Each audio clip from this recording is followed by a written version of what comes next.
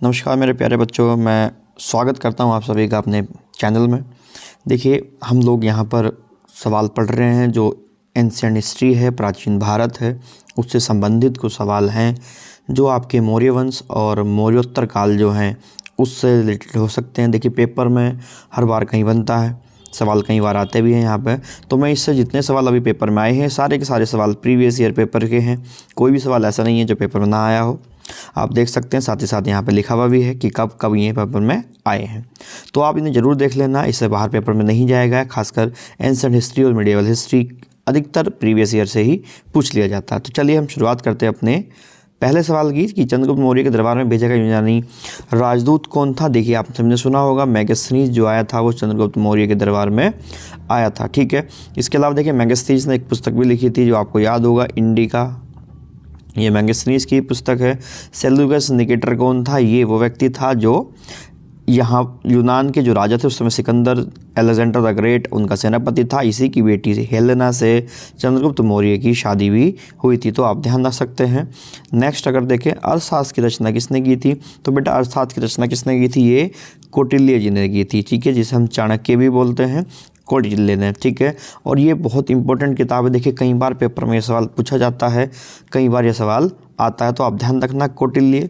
ठीक है, आप इन्हें चाणक्य के नाम से भी जानते हैं और इनके पापा का नाम क्या था? वो था चणक। इनके पिताजी का नाम क्या था? चणक। अर्थशास्त्र की रचना इनके द्वारा करी गई थी। सेल्यूकस निकेटर को पराजित किया गया था। देखिए, सेल्यूकस निकेटर जिसकी हम अभी बात कर रहे थे वो चंद्रगुप्त मौर्य के दरबार में आया था और चंद्रगुप्त मौर्य ने ही सेल्यूकस निकेटर को पराजित करा था। बाद में शायद आई थिंक 303 के आसपास इनके बीच संधि हुई, 303 BC के आसपास। ठीक है, जिसमें ये निश्चित हुआ कि सेल्यूकस निकेटर की जो पुत्री है हेलेना, उनका विवाह चंद्रगुप्त मौर्य से होगा और चंद्रगुप्त मौर्य ने भी 500 हाथी सेल्यूकस निकेटर को उपहार स्वरूप दिए थे। नेक्स्ट नंबर 4, तक्षशिला विश्वविद्यालय किन दो नदियों के बीच स्थित है? देखिए, बहुत अच्छा सवाल बन सकता है, कई बार पेपर में पूछा जाता है कि ये सिंधु और झेलम जो नदियां हैं, हमारी पंजाब वाला हिस्सा जो होता है वहीं पे आपको देखने को मिल जाएगा तक्षशिला विश्वविद्यालय। ठीक है, ध्यान रखना। और देखिए, तक्षशिला विश्वविद्यालय अपने समय का एक बहुत बड़ा शिक्षा का केंद्र था और तक्षशिला विश्वविद्यालय से ही चाणक्य जी थे जो जुड़े हुए थे। तो आप ये भी ध्यान रखेंगे। आगे बढ़े अगर इसमें देखो, यूनानियों को भारत से बाहर किसने निकाला था? देखो, यूनानी मैंने आपको अभी बताया कि चंद्रगुप्त मौर्य जो हैं उनका समय में यूनानी आक्रमण हुआ और चंद्रगुप्त मौर्य ने सेल्यूकस निकेटर को हराया। तो ये यूनानियों को राज्य भारत से बाहर निकालने वाला चंद्रगुप्त मौर्य को माना जाता है।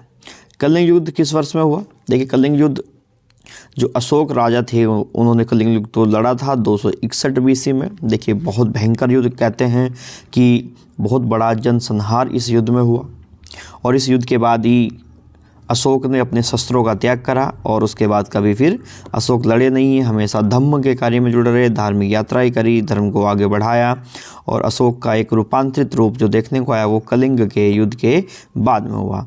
और देखिए, कलिंग का युद्ध जो है वो दया नदी के किनारे पर लड़ा गया था और अनंतनाग जो उस समय कलिंग के राजा हुआ करते थे उनके साथ अशोक ने युद्ध लड़ा था। प्राचीन भारत का प्रसिद्ध शासक कौन था जिसने अपने जीवन के अंतिम दिनों में जो था वो जैन धर्म को अपना लिया था? किसे अपनाया बेटा? जैन धर्म को जिसने अपनाया था। देखिए, आप ये सवाल कई बार पेपर में देखने को मिल सकता है कि चंद्रगुप्त जी जो थे, चंद्रगुप्त मौर्य जो थे वो अंततः श्रवणबेलगोला चले गए थे। वहाँ जाकर के उन्होंने क्या अपना लिया था? जैन धर्म को अपना लिया था। तो आप ध्यान रख सकते हैं, जैन धर्म को अपना लिया गया था।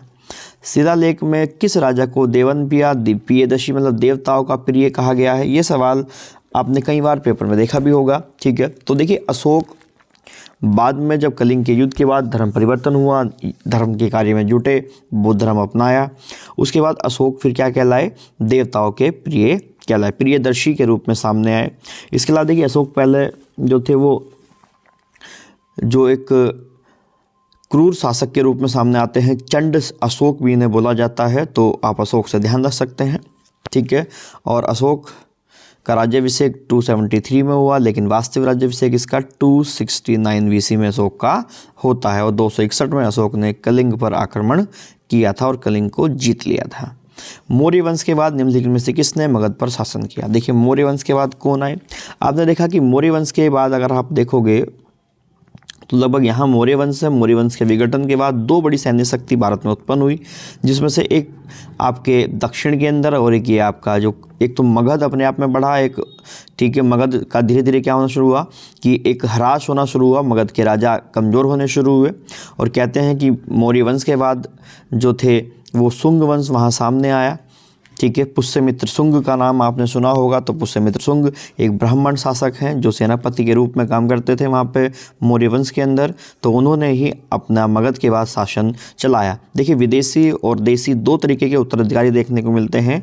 तो ये आपके जो भारतीय देसी विदेशी उत्तराधिकारी होते थे उनमें शुंग वंश आपका सबसे पहले मौर्य वंश के बाद जो है वो शासन करता हुआ मगध पर दिखाई देगा। चरक किसके दरबार में प्रसिद्ध चिकित्सक थे? देखिए कई बार इन चिकित्सकों से सवाल बनता भी है। देखिए चरक, आपने कुषाण वंश पढ़ा होगा तो कुषाण वंश के सबसे प्रभावी और सबसे शक्तिशाली सबसे प्रसिद्ध राजा जो कनिष्क हुए हैं, कनिष्क के दरबार में ही चरक जो थे वो एक प्रसिद्ध चिकित्सक के रूप में कार्य करते थे। देखिए ये सवाल आप देख सकते हैं कितनी बार पेपर में आया है। इनकम टैक्स, एक्साइज, एसएससी, ये देखिए कितनी बार ये सवाल पेपर में आ चुका है, तो ध्यान रखेंगे। अच्छा सवाल है। निम्नलिखित में से पहली बार किसने बिहार के बोध गया में महाबोधि मंदिर का निर्माण करवाया था? तो देखिए ये जो निर्माण कराया गया था अशोक के द्वारा कराया गया था। आपको बताया कि अशोक ने बाद में कौन सा धर्म अपना लिया था? बौद्ध धर्म से अशोक जुड़ गया था। तो आप ध्यान रख सकते हैं अशोक ने ही बोध गया में बिहार के महाबोधि मंदिर का निर्माण कराया था। निम्नलिखित में से किसने सांची के स्तूप का निर्माण करवाया? देखिए सांची के स्तूप का निर्माण भी ये किसने करवाया? अशोक ने करवाया। अशोक ने बहुत सारे निर्माण कार्य किए हैं और इनमें सांची का स्तूप भी प्रमुख है। ये अशोक के द्वारा कराया गया निर्माण है। निम्नलिखित में से वह महान कुषाण नेता कौन था जो बौद्ध बन गया था? देखिए अंततः यहाँ पर जो कनिष्क था ये क्या बना? बाद में बौद्ध बना था। तो याद रखेंगे कनिष्क बाद में बौद्ध बन गया था। जो एक महान कुषाण शासक है कनिष्क, और कनिष्क ही है जिसने सिल्क रोड पर अपना प्रतिबंध करा और मतलब सिल्क रोड को नियंत्रण में लिया, उस पर प्रतिबंध लगाया। और चाइनीज़ जो लोग होते थे, चाइना के शासक होते थे, वहाँ के व्यापारी जो होते थे, उनसे एक भारी ब्याज ये लिया करता था, भारी टैक्स लिया करता था।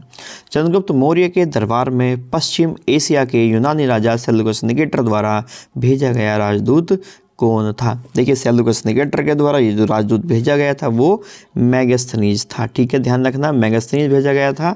और मेगास्थनीज की पुस्तक का नाम आपको ध्यान रखना, जिसे क्या बोलते हैं? इंडिका। ठीक है, इसकी पुस्तक है बहुत फेमस इंडिका, जिसमें भारत का वर्णन किया गया है। कनिष्क किस वर्ष राज्य सिंहासन पर आरूढ़ हुए? अच्छा सवाल है, कई बार बनता है। क्यों? क्योंकि देखिए कनिष्क जब सिंहासन पर बैठे वो लगभग 78 एडी के आसपास था और कनिष्क ने बैठते ही चलाया था अपना शक संवत। तो आप ध्यान रख सकते हैं ये कनिष्क के द्वारा ही चलाया गया था और कनिष्क 78 एडी के आसपास यहाँ पर गद्दी पर बैठा था। निम्नलिखित में से किसने और कब पहली बार अशोक के जो शिलालेख हैं उन्हें पढ़ने में सफलता प्राप्त करी? देखिए ये सवाल पेपर में कई बार आता है और ये उत्तराखंड के पेपर में भी लास्ट पेपर जो वीडियो का पेपर था उसके अंदर भी ये सवाल देखने को मिला था। तो निम्नलिखित में से किसने कब पहली बार अशोक के शिलालेखों का अर्थ स्पष्ट किया था? तो जेम्स प्रिंसेप थे जिन्होंने पहली बार इसको पढ़ने की जहमत उठाई थी और उन्होंने स्पष्ट रूप से जानकारी दी थी। याद नाम रखना, जेम्स प्रिंसेप।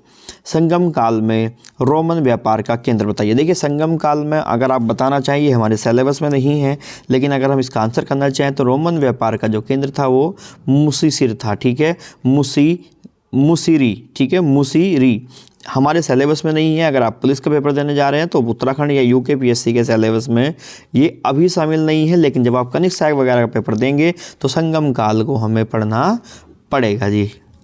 कुषाण काल में भारतीय और ग्रीक शैली के मिश्रण से विकसित कला शैली को किस नाम से जानते हैं? ये मोस्ट इंपॉर्टेंट सवाल है, ध्यान रखना, बहुत अच्छा सवाल है। ठीक है, देखिए जो ग्रीक शैली थी और जो भारतीय शैली का जो मिश्रण हुआ था उसी से विकसित हुई थी हमारी कौन सी?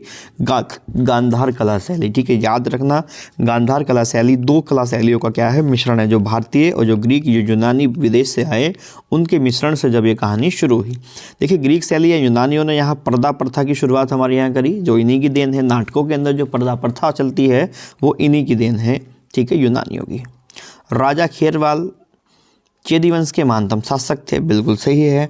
और ये अच्छा कहाँ के शासक थे तो मैं बताना, देखिए ये थे चेदी वंश। उस समय कलिंग के ऊपर क्या हो रहा था, रूढ़ हो रहा था। जैसे मैं आपको बताया कि मगध के पतन के बाद एक तो आपका जो दक्षिण वाला इलाका है ये वाला बहुत ज़्यादा ऊपर जा रहा था, जिसमें आंध्र सातवाहन वंश जो थे वो अपना राज करते थे। और दूसरा इलाका था कलिंग, जो उड़ीसा वाला इलाका है, उसके अंदर राजा खेरवाल जो चेदी वंश के थे, वहाँ पर उन्होंने अपना शासन बहुत अच्छे से आगे बढ़ाया था।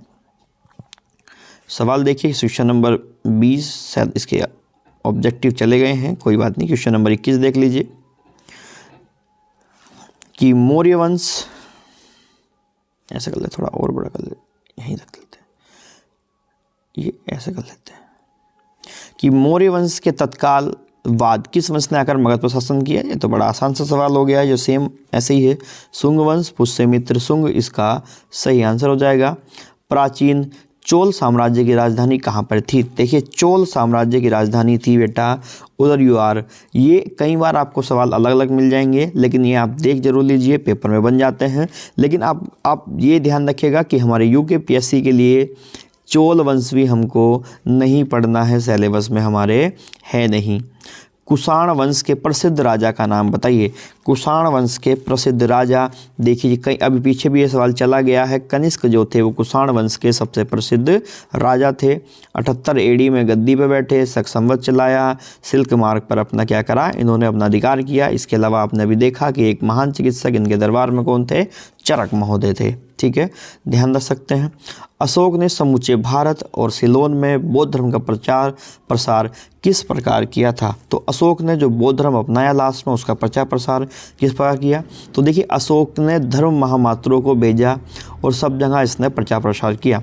इसके अलावा अशोक ये एकमात्र राजा है या पहला राजा है जिसने अभिलेखों की शुरुआत करवाई, अपने शासनादेशों को खुदवाया, लोगों तक अपनी बात पहुँचाई। अपने एक बेटा और एक बेटी महेंद्र और पुष्यमित्रा संघमित्रा को इसने श्रीलंका की यात्रा पर भी भेजा था, जिससे बौद्ध धर्म का प्रचार प्रसार ये करवा सके। तो ध्यान रखिए धर्म महामात्रों को इसने प्रचार प्रसार के लिए भेजा था।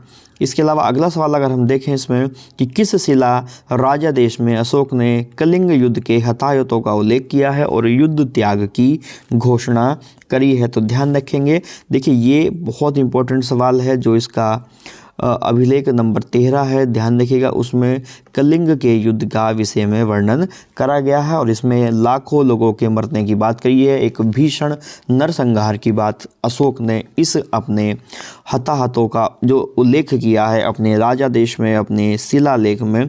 तो आप ये बिल्कुल ध्यान रखेंगे।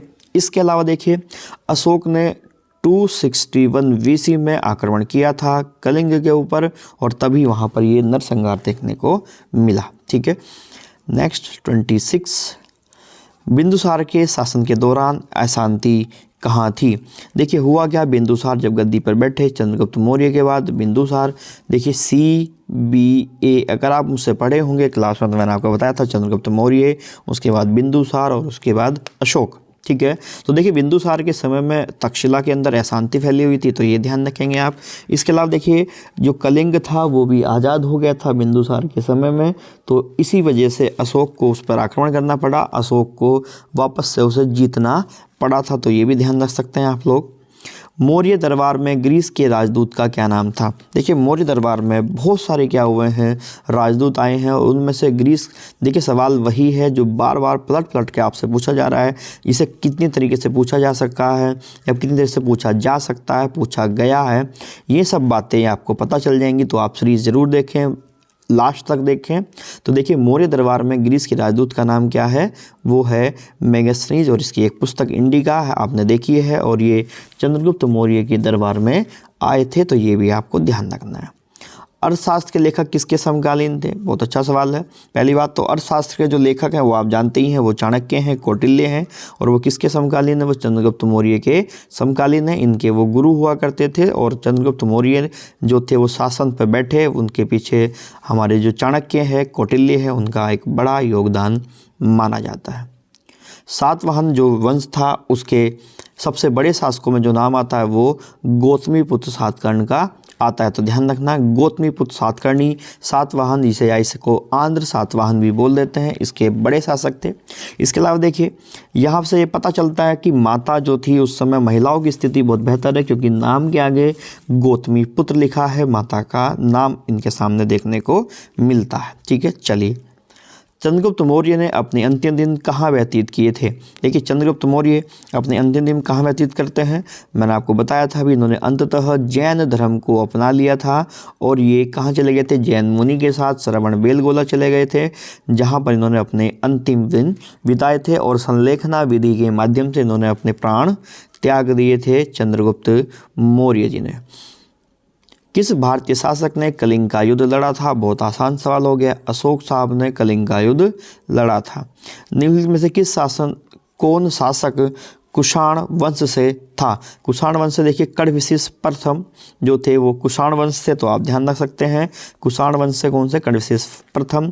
ठीक है, या कुजूल कड़विशिष बोलते हैं। भारत में कुषाण वंश के संस्थापक के रूप में जो सामने आए थे वो थे कड़विशिष प्रथम। सातवाहन साम्राज्य के संस्थापक कौन थे। देखिए सातवाहन साम्राज्य को जो बनाया था वो सिमुक ने बनाया था, ध्यान रखना। एस से मैं 3S बताता हूँ सभी को, एस से सातवाहन, एस से बनाने वाला सिमुक और एस से ही शीशे के सिक्के चलाए गए थे इनके सातवाहनों के समय में। ये भी सवाल कई बार पेपर में आता है कि शीशे के सिक्के किसने चलाए थे, तो वो सातवाहन थे। ठीक है, याद रखना सिमुक। ठीक है, और सिमुक ने ही कण्व वंश के सुशर्मा को मार करके सातवाहन वंश की स्थापना करी थी। गांधार कला किन दो कलाओं का संयोजन है, अभी पीछे सवाल गया है, आप बता सकते हैं। जो भारतीय कला शैली थी और यूनान से जो लोग आए थे उनकी कला शैली को जब मिलाया गया तो उससे गांधार कला शैली जो थी वो विकसित हुई है। संगम साहित्य के संरक्षक कौन थे। संगम साहित्य के संरक्षक थे भैया पांडे। ठीक है, ध्यान रख सकते हैं, पांडे संगम साहित्य के संरक्षक के रूप में सामने आए थे। अशोक के शिलालेख पर किसी लिपि का प्रयोग किया गया है, या किस लिपि का प्रयोग अशोक के शिलालेखों में देखने को मिलता है, तो बच्चे ब्राह्मी लिपि का इस्तेमाल अशोक के शिलालेखों में किया है। और अशोक ने बहुत सारे शिलालेख बनाए हैं, ठीक है, स्तंभ लेख बनाए हैं, तो आप लोग ध्यान रख सकते हैं। मौर्य साम्राज्य की जो राजधानी है वो कहाँ हुआ करती थी। देखिए पाटलिपुत्र जो थी वो मौर्य साम्राज्य की राजधानी हुआ करती थी और बाद में ये पटना बनी। ठीक है, पाटलिपुत्री बाद में क्या कहलाया, पटना कहलाया, तो ध्यान रख सकते हैं। भारतीय कला का वह कौन सा स्कूल है, इंपॉर्टेंट सवाल है, जो ग्रीको रोमन बौद्ध आर्ट के नाम से भी जाना जाता था, तो वो था आपका भारतीय कला कौन सा, गांधार कला शैली का ये आपका स्कूल था। ठीक है, अशोक किस राजवंश के राजा थे, बड़ा आसान सवाल है। मौर्य राजवंश के राजा कौन थे, अशोक थे, और इनके मौर्य वंश के पहले राजा चंद्रगुप्त मौर्य, बिंदुसार, अशोक और इनका पुत्र दशरथ वतारा जो इनकी पूरी वंशावली है। ठीक है, तो अशोक आपके मौर्य वंश के राजा थे। धम्म की शिक्षा देने के लिए अशोक ने किन पदाधिकारियों की नियुक्ति की थी। अभी लास्ट सवाल अभी पीछे ही चला गया है, तो देखिए धम्म महामात्रों की नियुक्ति अशोक ने की थी अपने धम्म की शिक्षा या बौद्ध धर्म के प्रचार प्रसार करने के लिए। देखिए अगर आप यहाँ अब एक बात समझ पा रहे होंगे तो देखिए सवाल अलग अलग साल पूछे जा रहे हैं, सवाल लगभग एक ही टॉपिक से हैं या एक ही तरीके के हैं, लेकिन बस पूछने का तरीका बदला गया है। तो आप ये ध्यान रखना कि सवालों में कोई ज़्यादा अंतर देखने को नहीं मिलता है, सवाल एक ही जगह से लगभग वहीं से बार बार बन रहे हैं, अगर आप ऑब्जर्व कर पा रहे हैं तो।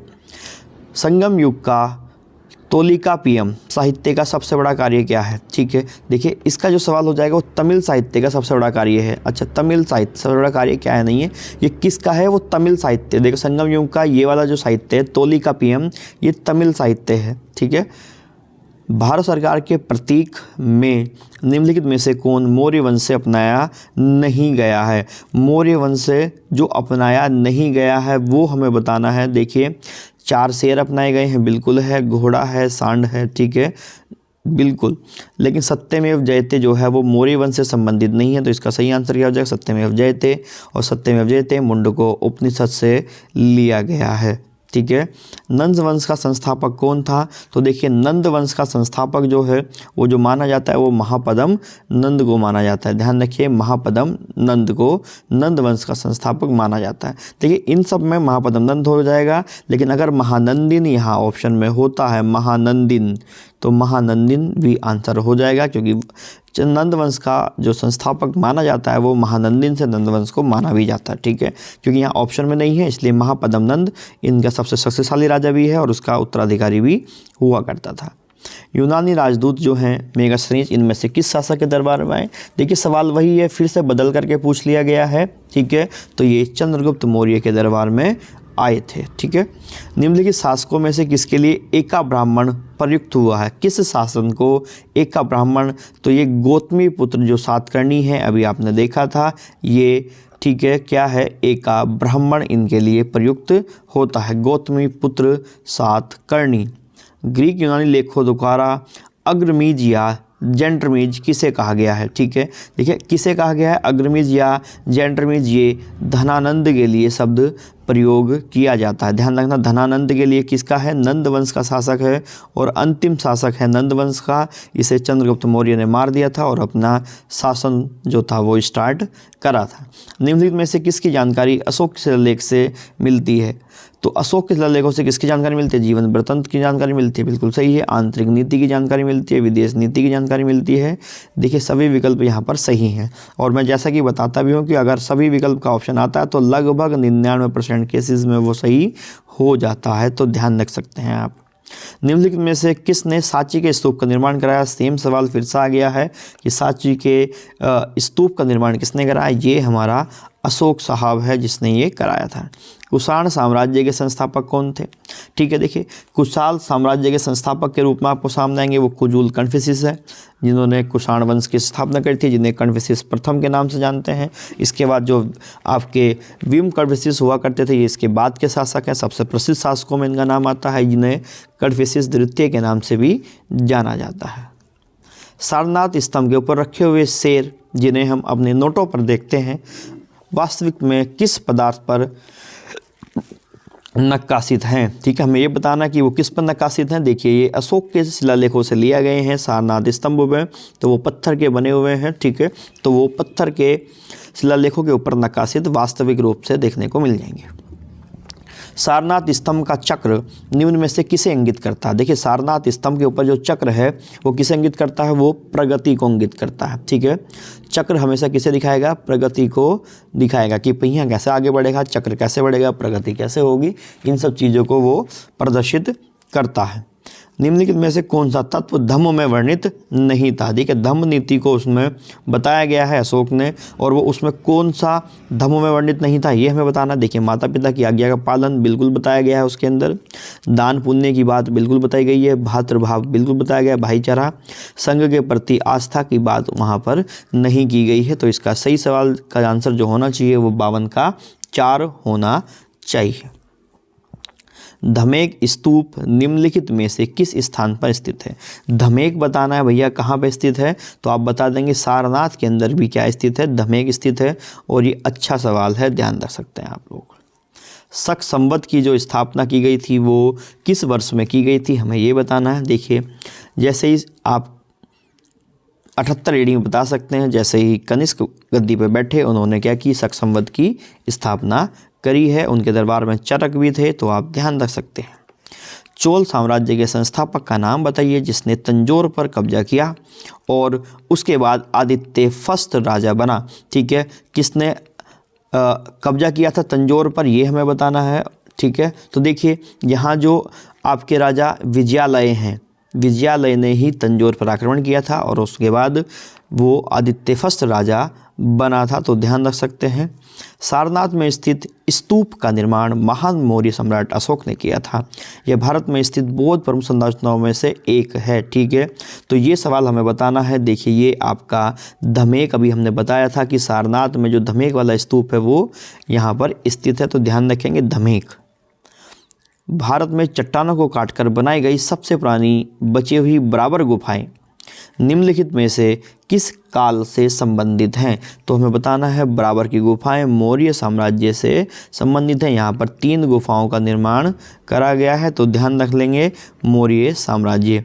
सिकंदर ने भारत पर आक्रमण किया था। जी हाँ, सिकंदर ने भी भारत पर आक्रमण किया था और उसका जो कालक्रम बताया जाता है वो 326 एडी के आसपास बताया जाता है। देखिए इस सवाल के अनुसार 326 एडी हो जाएगा। लेकिन एक्चुअली इस कालक्रम के बारे में तो कुछ स्पष्ट जानकारी हमारे पास नहीं है। ये अलग अलग इतिहासकारों ने अलग अलग इसके बारे में चर्चा करी है, लेकिन अभी यहाँ 326 ऑप्शन है तो ये बिल्कुल सही है, क्योंकि कुछ इतिहासकार ने 326 भी बताया है। तमिल महाकाव्य जो है शिल्पादिकारम का लेखन किसने किया था? तो ये बनाया था इलंगो आदिगल ने। तो ध्यान रखना, इलंगो आदिगल। निम्नलिखित में से किसे देवनाम प्रिय के नाम से जाना जाता है? ये सवाल फिर से घूम के आ गया है। अशोक को ही क्या कहा जाता है? देवनाम प्रिय, देवताओं का प्रिय बोला जाता है अशोक जी को। प्राचीन भारत में गांधार कला किस साम्राज्य के समय विकसित हुई? ठीक है, तो गांधार कला जब विकसित हुई, आपको पता ही है कि अगर हम बात करें कुषाणों के समय कि जब आपका मगध टूटा, तो मगध टूटने के बाद वहाँ से यूनानी भारत में आए और भारतीय कला शैली और यूनानी कला शैली का जब संगम हुआ तो उससे क्या बनी? गांधार कला शैली बनी। और उस समय मगध में देसी जो राजा थे, उस समय कुषाणों का वंश चल रहा है, तो उसके समय में यहाँ पर ये विकसित हुई हैं। ध्यान रखिए। निम्नलिखित में से कौन से स्तंभ शैलकृतित स्तंभों को दर्शाते हैं? तो ये आपके जो मौर्य स्तंभ है ये ही शैलकृतित स्तंभों को दर्शाते हैं। 63 देख सकते हैं। तीन विभिन्न कालों अर्थात मौर्य काल, गुप्त काल और मुगल काल के शिलालेखों से युक्त एक स्तंभ कहाँ स्थित है? जो तीनों में है बेटा, बहुत इंपॉर्टेंट सवाल है, कई बार पेपर में आता है। और आप ये उत्तराखंड के पेपर में भी ये सवाल कई बार आता है, ध्यान रखना। इलाहाबाद जो प्रयागराज का जो आपका शिलालेख है वो तीनों काल में मिलेगा आपको, मौर्य काल में भी, गुप्त काल में भी और मुगल काल में भी। और मुगलों के जो जहांगीर थे, जहांगीर का लेख इसके ऊपर क्या है? उत्कीर्ण किया गया है। प्रयागराज जिसे आप प्रयाग प्रशस्ति के नाम से भी जानते हैं। हरिसेन, समुद्रगुप्त जिनका संबंध उनसे जुड़ता है। ठीक है, ध्यान रखना, बढ़िया सवाल है जी एकदम। तोलाक्केपियर भाषा के प्रसिद्ध वैयाकरण कौन है? देखिए ये हैं तमिल भाषा के हैं। इनका ध्यान रखना। लगभग 600 वर्षों तक परितज्य करने के बाद सांचे की खोज किस वर्ष में की गई थी? तो ये 1818 में सांचे की खोज की गई है। इसके अलावा आज का अंतिम सवाल है कि गुजरात में किस झील वस्तुतः एक कृत्रिम जलाशय है और मौर्यों के शासन के दौरान बनाया गया था? बहुत ही महत्वपूर्ण सवाल है, कई बार पेपर में बनता है। सुदर्शन झील को लेकर के, तो ध्यान रखना, तो ये सुदर्शन झील हो जाएगी। तो ये कुल मिलाकर के सवाल हैं जो आपने देखे। चलिए, मुझे लगता है कि आपको कुछ हेल्प मिलेगी इनसे। बाकी मेहनत करिए, आगे बढ़िए। अगली क्लास में मिलते हैं। बहुत बहुत धन्यवाद।